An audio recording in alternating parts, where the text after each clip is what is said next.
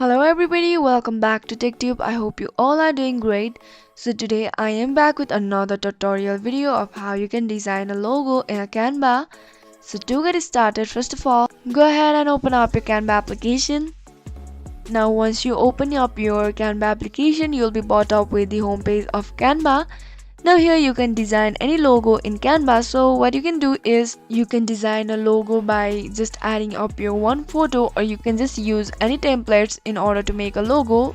So in order to design a logo, the template is the easiest way to make any logo. Here you can search for thousands of templates or the designs for the logo. So for instance, I have searched for clothing logo.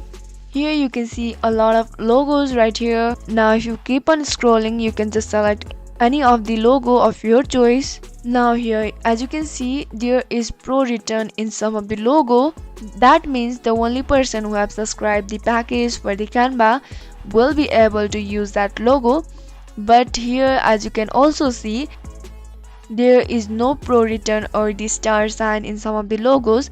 Here as you can see the logo, just you can click on that logo and you can just customize it or edit it of your choice, and once it's done you can just download it on your gallery and you are good to go. So this is how easily you can design a logo in Canva.